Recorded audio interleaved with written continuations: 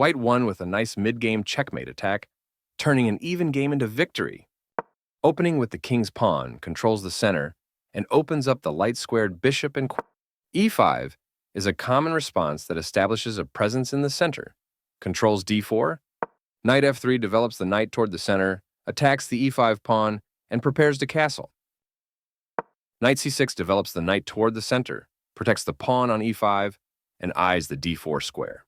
The Ruy Lopez opening develops the bishop to immediately attack the knight on c6, the lone defender of the e5 pawn.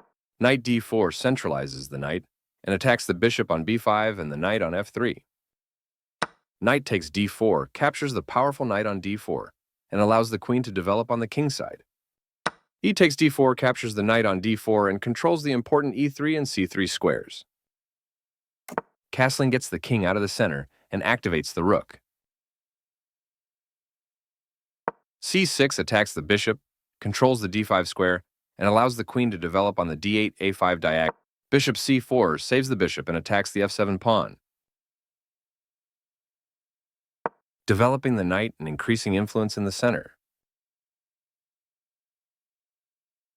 This overlooks an opportunity to defend a pawn that was under attack. This allows the opponent to counterattack an opposing. This creates a counter threat against the bishop, as opposed to retreating. This overlooks an opportunity to move a bishop to safety. A straightforward recapture.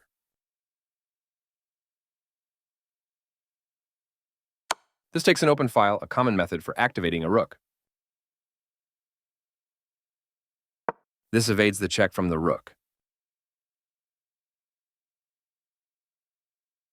Advancing the pawns in front of the king can compromise the king's safety.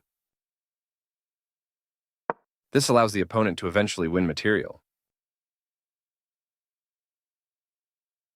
Now black can't stop white from winning material if they make the right moves. This misses an opportunity to develop a bishop off its starting square. White had an advantage, but now the game is close to equal. This allows the opponent to checkmate the king. And the game is over.